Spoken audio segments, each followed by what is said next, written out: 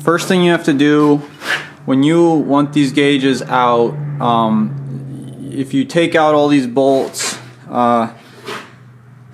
this row of bolts right here, and then you have one right there, one right there, one there, one there, one there, and one there, okay? Then this whole panel becomes free. However, it is stopped by this bar. This is your bar that you hold on to when you're driving, okay? You can't get that high enough up to do any real work on this. It's very frustrating. So what you need is a flat wrench like this one.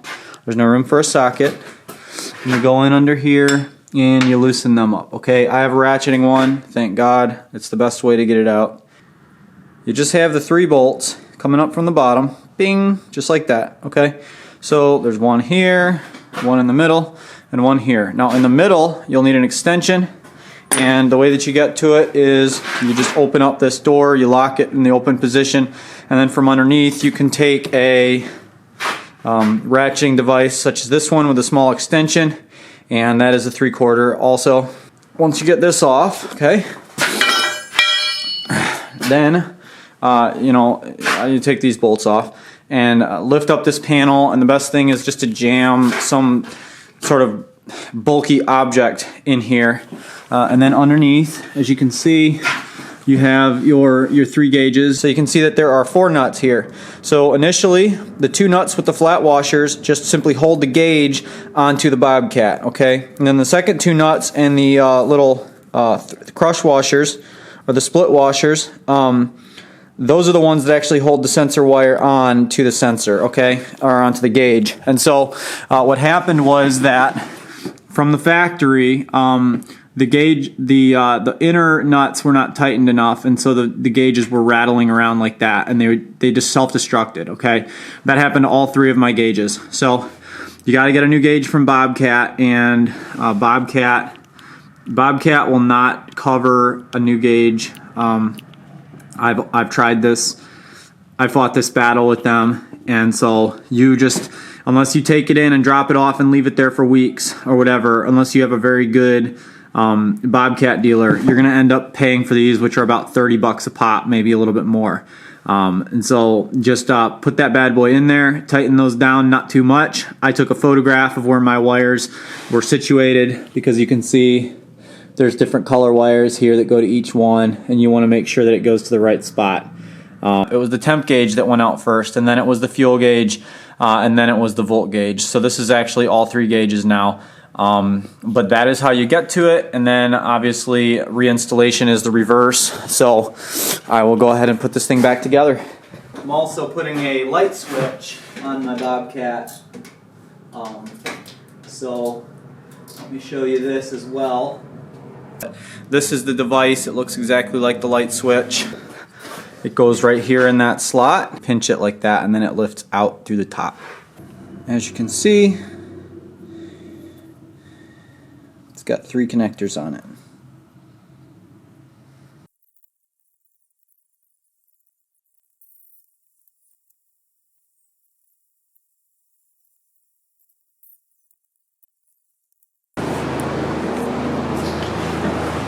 Here is my switch. It works. So initially, I knew that this switch was supposed to light up when it is on, and turn off when it is off. But the switch was lit all the time because I had the red wire from the battery or from the fuse going to the wrong leg on the switch, and so it was powering. That was actually the indicator light leg of the switch. So I didn't know that, but it was going from there to ground and lighting this, and then I did not have my light hooked up, so I didn't know which was which, but I put removable connectors on all 3 of those, and I was able to switch them around until I had it correct. The power to the light is intended to go through this in here. You actually have a connector that is a dummy plug, and it has a red wire with white stripe and a black wire, and this wire is only hot when the machine is in the run position here. I did have some confusion about this. I was testing it with a voltmeter, and it wasn't passing the test, but it ended up passing, and I was just wrong in the way I was testing it.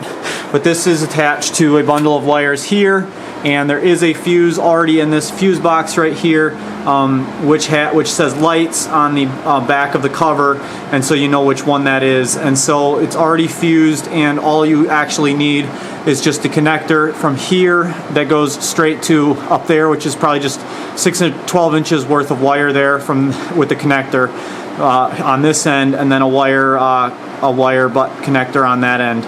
And so would have been a lot easier for me if I had known that, but now my light works. So you can see the switch works with the light, and obviously it's wired through a fuse. The way I have mine connected is just with this yellow fuse right here. That's a 20 amp fuse coming straight from the battery, and that should be fine. I can turn it off while the machine is, or turn it on while the machine is off, which is cool. And then later I'll get the Dooch connector and hook that up. And I'm saving my Obstructo plastic and my extra fancy pantsy nuts. These are all brass. No need to throw them out. I might lose one and need some more. But every time I work on my Bobcat, I'm stymied by some silly lack of knowledge on how things go, or where a part is supposed to be connected, or its correct functionality. And I always go back to what is the standard functionality of a part. You know, is this power on all the time, or is it, does this light up when it was a silly question. The light is supposed to light up when the switch is in the on position. But initially when I connected it, I tried several different ways, and because I didn't have the actual light connected to the on-off leg, I actually wasn't able to properly test it. And so the correct way to wire this would have been to have the light installed already with the wiring coming from the light to the switch, and then I could have manipulated things around until it was working properly. I thought that I could detect it with a voltmeter because there were no instructions with the switch, but it's a 3-prong switch, very simple system. A normal switch with 2 prongs has your hot in and hot out, and then it's only hot out when the switch is on. A switch with an indicator light has a ground, and that allows it to power to ground for purposes of lighting that indicator light whenever you're on. So your hot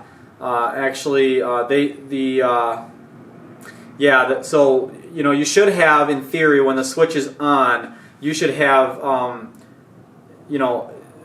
no resistance or low resistance between the hot and the switch leg, and then from the switch leg to ground actually should have continuity to it when you're in the on position. But I did not understand this, and so I was testing straight from hot to switch leg and then hot to ground, and that was wrong as well. And also too, I don't really know what components are inside that switch to help it light up. So with the electrical checks and testing, it's kind of a blunder type of situation for me, but obviously those switches are very, very simple.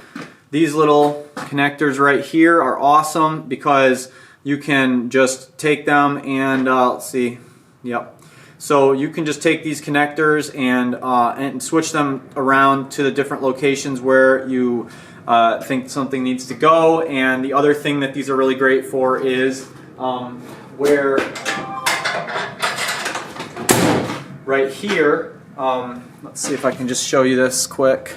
Right here where the wiring to the light goes, I have these type of connectors, so that way I don't have to continue, if I ever have to remove this light for any reason, I don't have to continue cutting these wires shorter and shorter towards the light or away from the light, because a butt connector is permanent. So yeah, it's immensely satisfying having a light on the Bobcat. I feel like the light kit from Bobcat for $600-700 is a little bit excessive for what it can do for you. Essentially what you want is visibility at night. You can pull the same thing off with just a $30 or a $15 or $16 light and some wiring. Obviously the switch from Bobcat, if you want to have a nice little switch on your panel there, is going to cost you a little money, where you can buy a switch for $5 at a local hardware store and accomplish the exact same thing. But the Bobcat switch looks really nice. It fits right in with the machine, and you know, I'm not much for aesthetics when it comes to machinery, because I think they're a back burner type issue. More important issues for me are things like functionality, usability, and durability. Aesthetics are a last thought for me, and our aesthetics are not worth $700 when functionality costs $50 and a couple hours of my time. So, and even then, you know, there's this constant question of the trade-off between time and money. Is my time worth more than my money at this point, or is my money worth more than my time? And really, the ultimate combination of those resources is that you would spend more money on better materials, and then you would spend your time installing it. Because when you pay someone else to install it, the way that they provide you a better deal is by using cheaper materials. You can purchase high-grade materials and use them to create a product which is far superior for an incredibly cheaper rate of price. And so that is sort of the intent here in terms of what I'm doing with my equipment. So, you know, the Bobcat now, I can open this door without colliding with the light.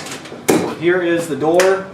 It is just barely colliding with that light, and I am able to stand up my prop and get that in. Okay, so it is just enough. Now, the LED light is much thinner. It would be about this thick. Well, let's see. So about half the thickness in of this lamp is what the LED would be, and so it's farther back. And I also could have mounted this farther in on this angle iron, but this is just a piece of angle iron here.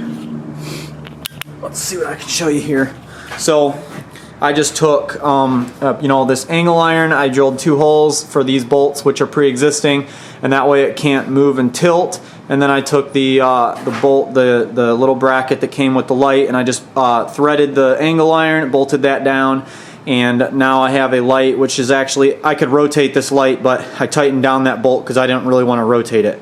But the light can be tilted if I need to, and or I can just tighten those down even more. So something to be aware of is that when you reinstall this black panel, you have wires and stuff going in through this area right here all the way across, or more on that side, and you do not want those to rub or chafe. And there are some wires over there that were chafing, and so I did some adjustments with my fingers. But the pivot point for this is right here, and so when you're installing it, you can actually rock this whole panel, tilt like that, and it pivots right along here. This is the low point, and it makes it very hard to install these bolts. So this panel was damaged. You know, when it was created, it was bent too far, and so you actually are crushing it down just to install it.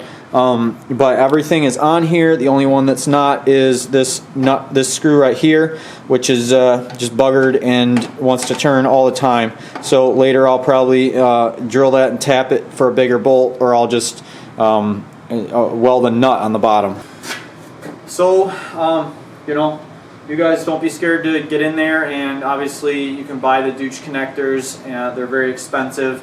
But once you have them, you can do awesome stuff with it. The kit for the Dooch connectors is like $200, and it comes with a very small number of them, but it's got all the pins. They're all very high-end, waterproof. They have little waterproof boots that go on all of them, and they plug. They have a little clicker that clicks into place, and it's sort of a universal thing on machinery. I've seen it on this Bobcat. I've seen it on my wood chipper. And other such things. It's obviously a lot less clunky than just using these little electrical connectors, which are only rated for a certain amount of amperage and so on. So I don't know if the pins, that obviously it's a waterproof, disconnectable plug, and they are really something awesome. But again, you can get the aftermarket ones cheaper, but they're still expensive, and I'm sure they're far inferior. They're not as good, and it's a risk buying something like that when you know you're getting a lower quality item. So I would say probably the actual branded Deutsch brand connectors are the best. Just really hurts to buy them. Really stings. They are quite expensive. But anyway, I got this thing together. I'm very happy, and I wish you guys all the best of luck on your Bobcats and hope you're able to successfully do it. Oh, and don't forget, no matter what you do, you've got to have a fuse in there. The light plug is fused into the fuse box already. You do not need to add a fuse to it if you use that plug. If you connect to that plug or to those two wires. But I went off my battery, and so I needed a fuse. So good luck out there with your Bobcats.